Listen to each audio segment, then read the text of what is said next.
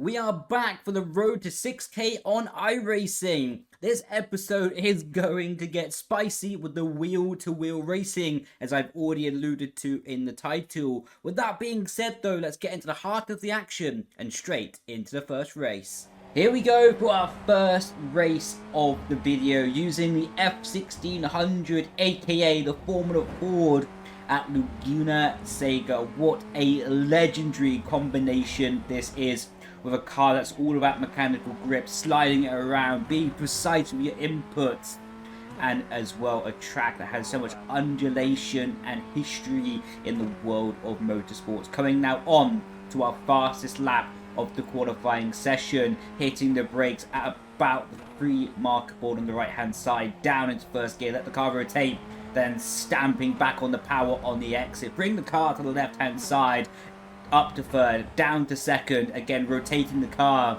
You can see with the steering wheel in game how much I'm playing with the wheel, playing with the pedals as well, to try and get extra rotation out of the car, especially in the low speed corners. Coming up to the left hand as we start to rise up over the hill as we reach the apex, stamping back to the power nice and early, using up all the road on the exit right to the limit of the curve. Over the crest of the hill, a blind left-hander, braking at the 2 board on the right-hand side and back on the power super early, committing to the curbs on the inside, just about avoiding the red curb in the process. Down to the corkscrew, and now braking up and over the crest of the hill, down into second, and just sort of being careful with the power, so easy to spin the wheels between the 2 apexes there. Through the left-hander, minimize the distance of the corner, back on the power, bring the car to the left, hitting the brake for the second to last time in the lap, early back on the power again as you rise through a dip and then a crest on the exit, and then now down the gears for the final corner of the lap, early back on the power, and we did a 1 minute 30.45 as you can see on the steering wheel, and now coming across the line for the exact confirmation of the lap time, and it is going to be a 4:57, what puts us at the moment 2 seconds faster than P2 on the grid. That did turn into about 1.7 seconds a lap faster in the end, so now we are looking to try and control this race and just get away nice and early, and then we can maximize our effect to take home the win. Running down into turn 1, already got a bit of a gap now. Look in the mirror though, there's a big crash. Whoa, did you just see that in the mirror? That's gonna make one mega replay after the race.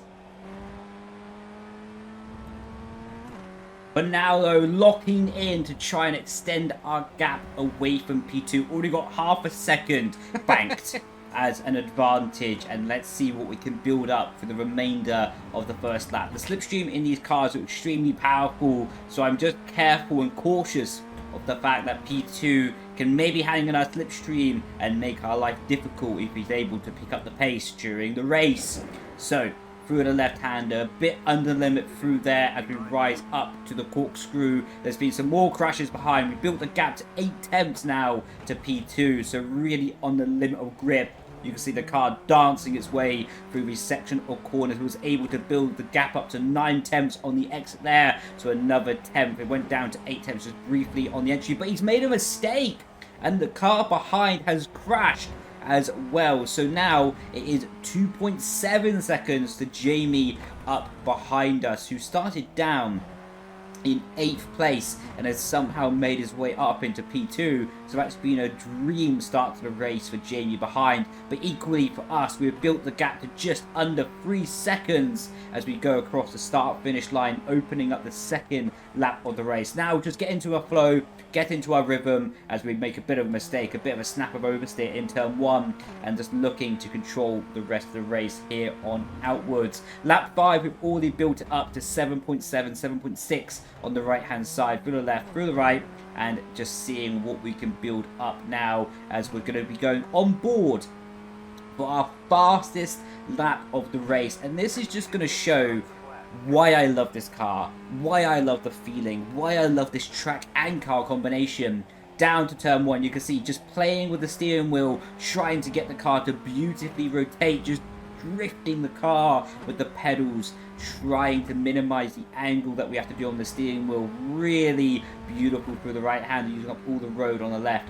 Open up the road again, get to the apex on the inside. A little bit of potential still left on the table there. Didn't fully get to the curb, or where I wanted to be on the curb on the right hand side. Anyway, brake at the 2-board on the right hand side. You can see him just dancing the car into the corner. Then once I feel the rear is settled, I slam down the power to maximize the capability of traction in this car. For the left-hander, back, committed to the power, clunking over the curb on the inside, rising up to the corkscrew on lap 6 of this race. 4th gear, 2nd gear, and you can see just drifting the car in. Well, not really drifting, just minutely sliding the car in, just enough to not make me need to counter steer the wheel, but enough to equally make sure the car is rotating like a dream.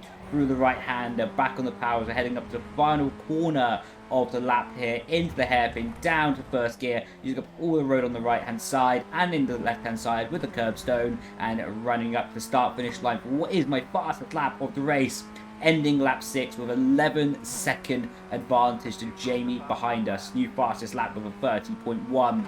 Now, final lap of the race, you can see lap 8, we built up to 19 seconds to the car behind.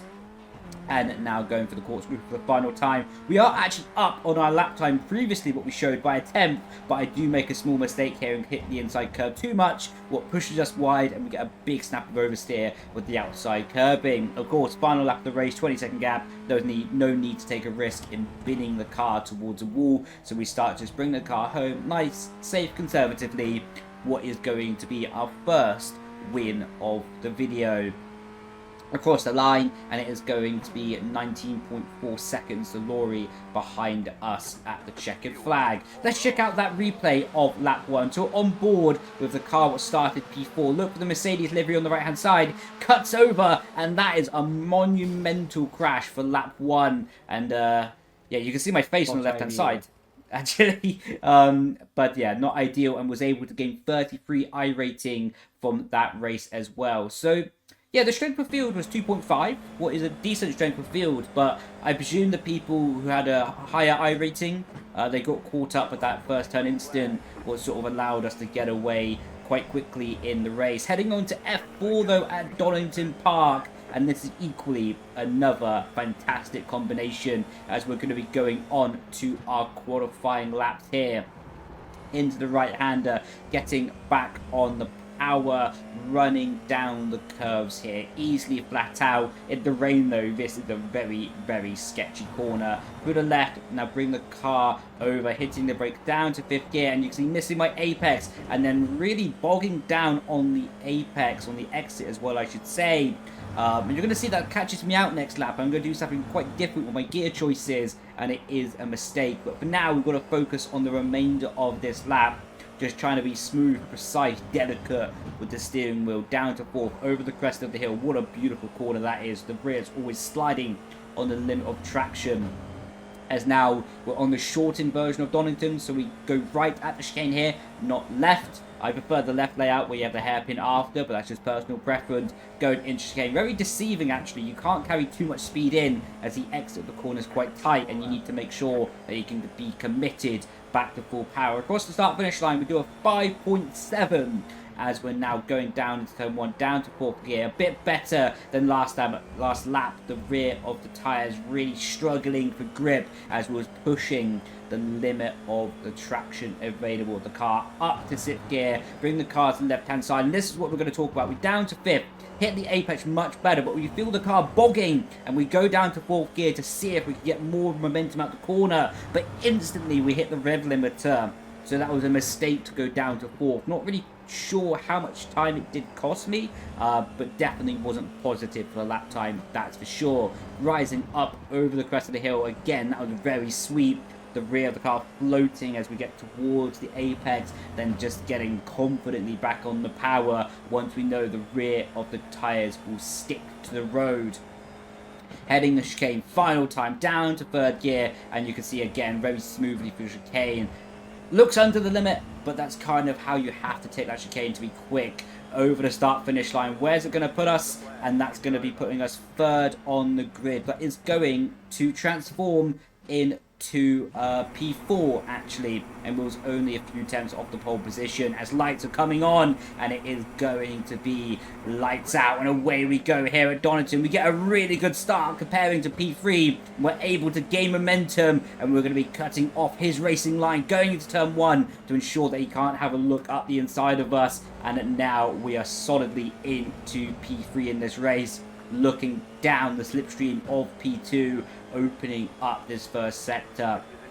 Noah is behind us, Bruce is P2, and Nikola Teslov, I believe is how I say the name. I'm not very good at pronouncing names, so apologies if I do mispronounce it.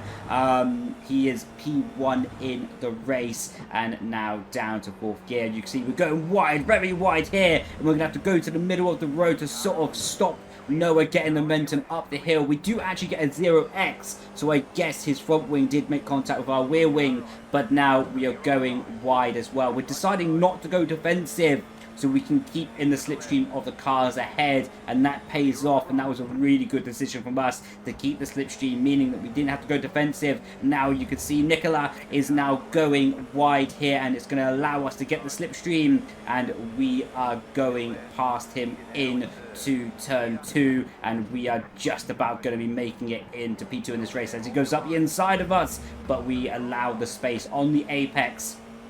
And now running down the hill and behind Bruce, and we started P4 of course, and somehow we've worked our way up to P2 with a good start and then a good chicane allowing us momentum, but again struggling on that right hand, and the Red Bull liveried car is now looking to the outside of us as we're heading up into the right-hander, but of course the apex is mine, so we're able to control the speed through it, and now rising up over the crest. The slipstream of these cars go about to 1 second behind, so we are still within a good slipstream of Bruce, but the Red Bull livery car behind us, of course, getting a better slipstream from us as now we're heading down into chicane. He's going to look to the inside. We decide not to defend, and he sends it up the inside, and there's going to be wheel-to-wheel contact at the apex, and that's going to compromise both of our exits onto the pit straight, and we've lost 3 positions in one go there. But you know what? Fair play. That was a good send. That was a good move, so I'm not going to complain of that one. We look down the inside, and we're able to get back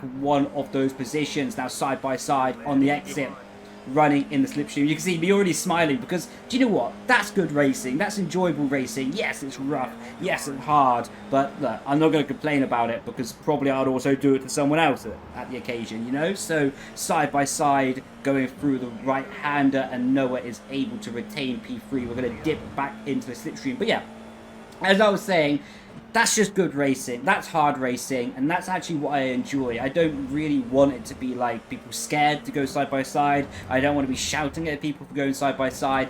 If they catch me off guard and they do a good send, a good dive bomb, even if it compromises my line on the exit, that's what I want to see. I want to see aggressive racing, as that's ultimately why I enjoy going side by side with people, to be on the limit. Going into the chicane this time, you can see hitting the curves a bit too hard, but not as hard as Noah up ahead, as now I think he's going to have a slow down penalty, and that's why he's lifting off.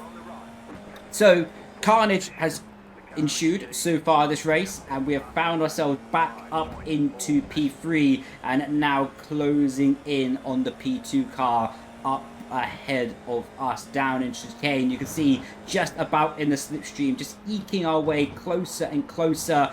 Every sort of lap we're getting a bit of a better slipstream. I think he is faster than us, to be honest. I think he does have the pace advantage, but this is going to be the absolute nail in our coffin for this race. This lapper Max just gets in the complete way of us when he doesn't have a rear wing, and yeah, that basically dropped us out of the slipstream for the lead of this race, and it's going to start putting us on the back foot as Theo is looking around us, and he's going to not go attacking into turn 1, and he's going to look for the better exit, running down through the high-speed curves here in Donington Park.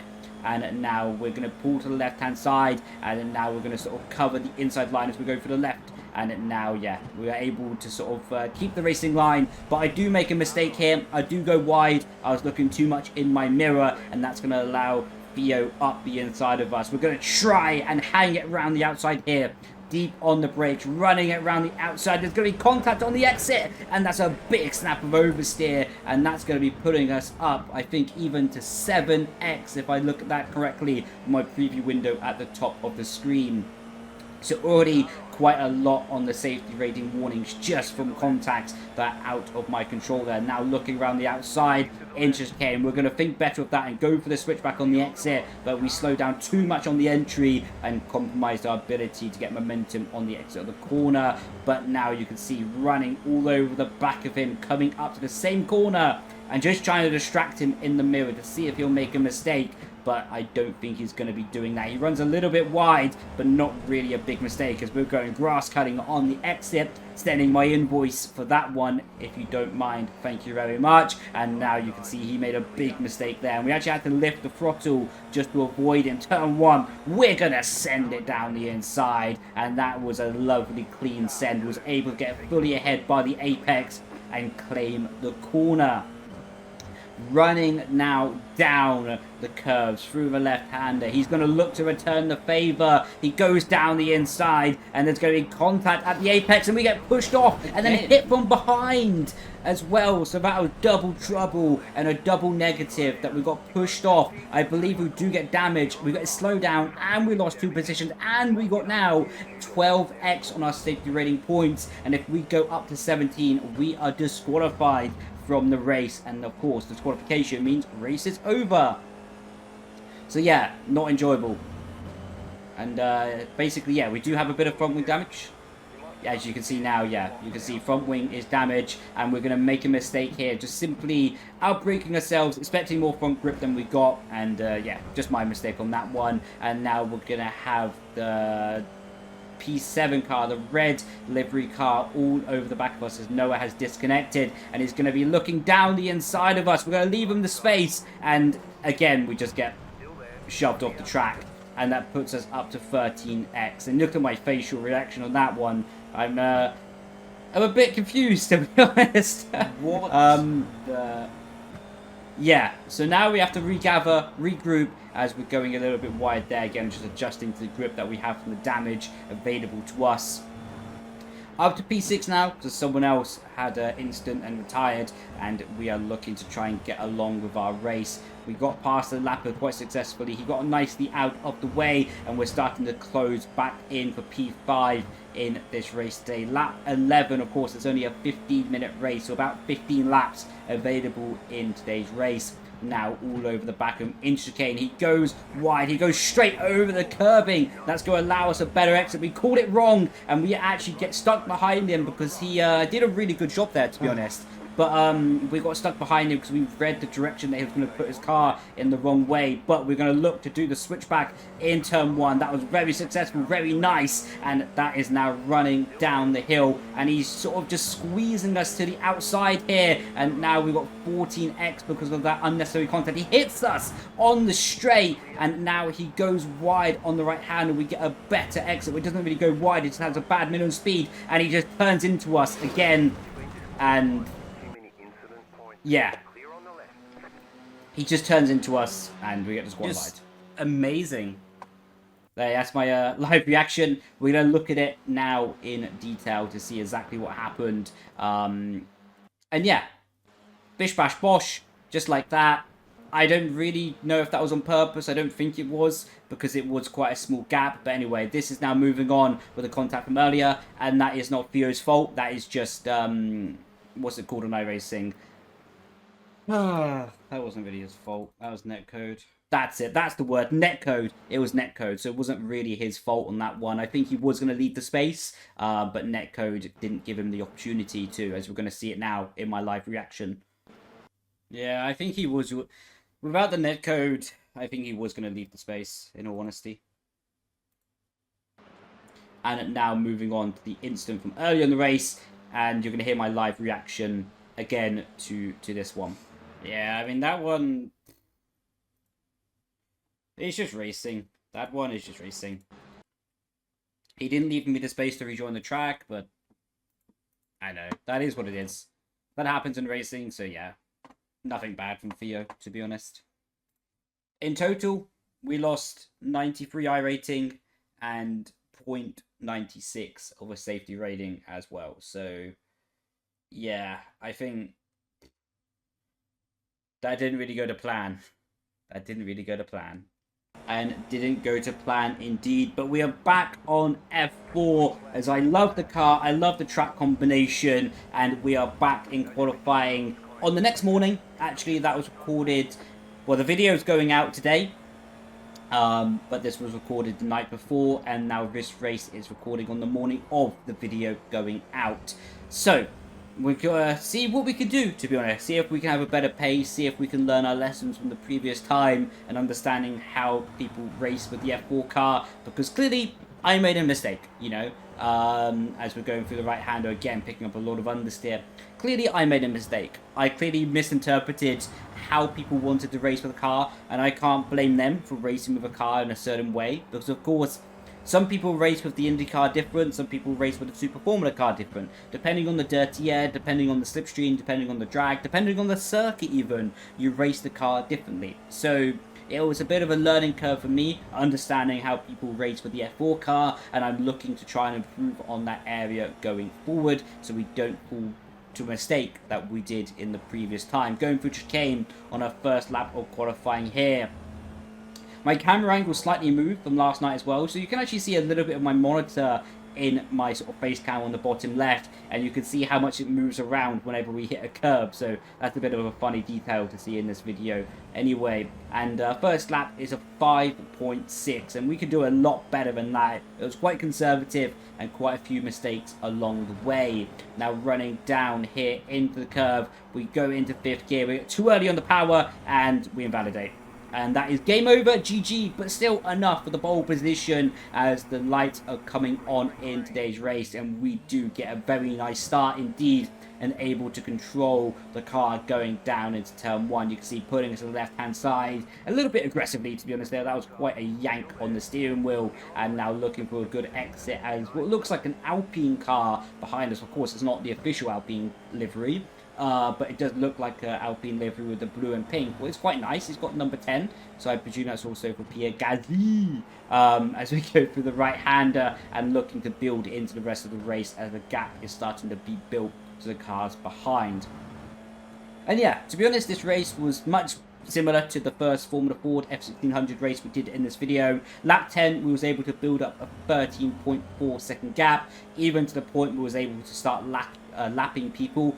Roscoe Walker was able to go past him on the straight. He got very nicely out of the way as we go in chicane. You can see our fastest lap in this race so far is a 5.082. And now as we head on to the final lap of the race, we are going to be 5 seconds behind Darren. And spoiler alert, we are going to catch him by the end of the lap. But yeah, just speaking about this video, to be honest, the Formula Ford, I love doing the F1600. I always called it Formula Ford, as that's just sort of what I'm used to calling it, even if it is called the F1600 in the game. I love doing that, but it seems to be like there's not that many people doing that series compared to F4, IndyCar, Super Formula. So I'm really going to sort of focus around these cars as well, because they do seem to generate consistently better battles anyway, and tracks like this with Donington is such a cool track, one of my favorites anyway. So hopefully everyone's been enjoying the series, and hopefully people have been enjoying the content what I've been putting out recently, as we're coming on to the final corner of this video. Up behind Darren, and he is going to be quite slow in the chicane. We almost run into the back of him. We do get a 0x, but running up to the start-finish line, and we're going to be taking a second victory of the video to try and neutralize the damage done to our safety rating, our Irating as well, in the previous race. So let's take a look at that and see where we are. Gaining back 12 Irating to 5,459 and 0.8 of a safety rating as well, clawing back some of what we lost in the second race of this video. But that's racing. Sometimes these things can happen. So there we go, a net loss of Irating and safety rating in today's video. But something I really want to push is not putting any negative comments to people in that second race, especially because ultimately that's racing, and especially that's online racing, where things can be even more chaotic than real life. Probably these people are having fun, enjoying their day in a call, in a chat, talking with their friends as well. And if they're having a good time, if they're enjoying themselves, then really that's what matters at the end of the day when playing online games. So please don't put any negative comments, and if they were having fun, I'm actually happy for them, to be honest, because I was having fun as well. So with that being said, thank you so much for watching, and I'll catch you in the next video. Grazie, ciao ciao, bye bye.